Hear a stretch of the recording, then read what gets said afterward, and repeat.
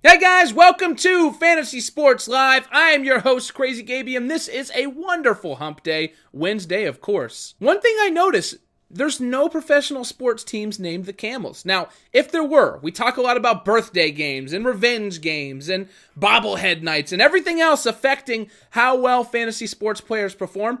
Would the Camels, would everyone on that team just do best every Wednesday? Would you want to target? I don't know! Who knows? Hopefully we'll get to see that someday. Camels would be a pretty bitchin' name. In our news recap, we had lots of record-breaking action going on in the association last night. Kevin Durant said before last night's game that he did not care about the record of consecutive 25-plus point performances, and he wasn't kidding. The streak came to a close at 41 games, and he's bested Michael Jordan already in this category, but it's kind of a niche invented category. Like, it's not like a huge overarching one, so I'm not willing to place too much stock in this. Bottom line, if you've been starting Kevin Durant in fantasy this season, you're happy, and guess what?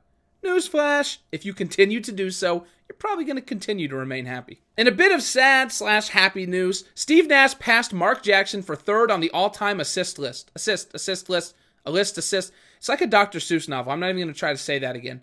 Now, the sad news is this might be Steve Nash's last game in an NBA uniform. And my friend, all of America, Canada, South Africa, that's right, he's from there as well. We all salute you. Great career, my friend. Dirk Nowitzki passed Oscar Robertson for 10th on the all-time story list. And this to me is just absolutely crazy. Like, when you think about the top 10 scorers in NBA history, Dirk Nowitzki is good, but I mean, he doesn't instantly come to your mind. He's not who you're thinking about. But Dirk Nowitzki, 10th all-time in scoring. He has a chance to finish, maybe 7th, 8th by the time it's all finished. I mean, he's single-handedly willing the Dallas Mavericks into the playoffs this season. And for fantasy purposes, I mean, he's just been kicking ass over the past 2-3 months. And, of course, there was the big lulls for the night. Mason Plumlee denying LeBron James at the end of the Brooklyn-Miami game. Now, I remember I talked a little bit about this yesterday, and I talked about how the Brooklyn Nets have the Miami Heat's number. I'm still convinced that if this becomes a playoff series, the Miami Heat might be in a little bit of trouble. Over in baseball, the Rockies let down the masses yesterday, scoring a paltry 3 runs at Coors Field against a great matchup with Jose Quintana. Hopefully, they can get it back on track so they don't screw all of us over in our cash games moving forward. I know, I was a little disappointed. Ryan Braun, on the other hand, disappointed nobody that drafted him as he hit 3 home runs in one game in response to the boos in Philadelphia. Ryan Braun, of course, a big denier of taking steroids. It came out that he did it last season. Lots of people are salty with him, but he don't care. 3 home runs, 1 game in response to boos. He don't care. Boo him. Boo him! Josh Hamilton injured his thumb on a headfirst slide into first base, and Hamilton has been a fantasy powerhouse throughout his career. You'll definitely want to see how this affects the Los Angeles Angels lineup moving forward. Now, I know it's not football season, but we know you love the NFL. Arian Foster said his back surgery wasn't as major as it sounded, but guess what? It's a back surgery. How's a back surgery not as major? It's a back...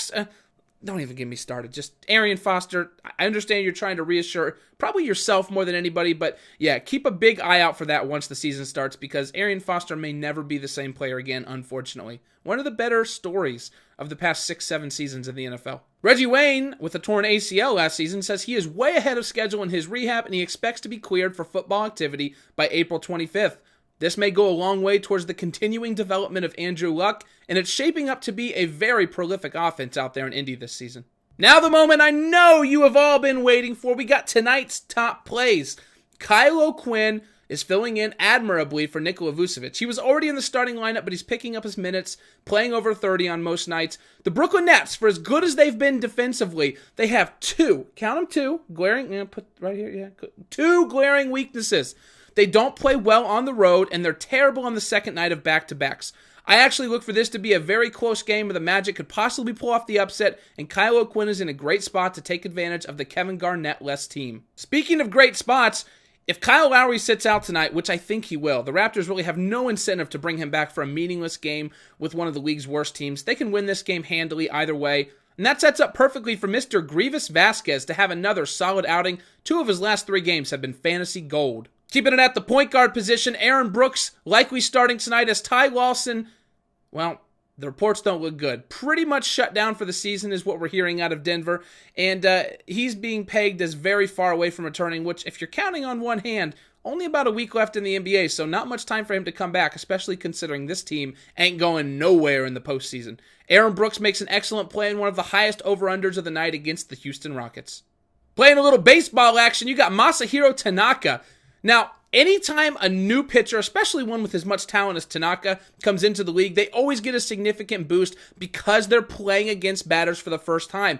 Baseball hitting is a game of familiarity, and Tanaka has the upper hand, at least for the first few runs through the league. He looked absolutely dominant in his first performance. I don't expect any of that to change tonight. Jordan Zimmermann also has a great matchup against the Miami Marlins. And look, the Marlins, they got off to a hot start, but I think anybody who watched baseball last season, we kind of look back in the rearview mirror, you know that this team is nothing special. They really haven't done much to get better. And I expect them to kind of fall out and become one of the bottom 10 offensive teams in the league. Gio Gonzalez had a great outing against them last night. Bodes well for young Jordan Zimmermann this evening. Make sure you're taking Blue Jays bats against Lucas Harrell tonight, especially the left-handed ones, because this guy is absolutely awful. I think you can even load up on the right-handers as well, though. I see the Blue Jays cashing in a big night. I'm guessing 5, 6, 7 runs, probably right around where I'd peg it at if you had to ask. Question of the day time! You got to give me an answer because I want to hear from you. What do you think about players like Steve Nash returning for games just to break records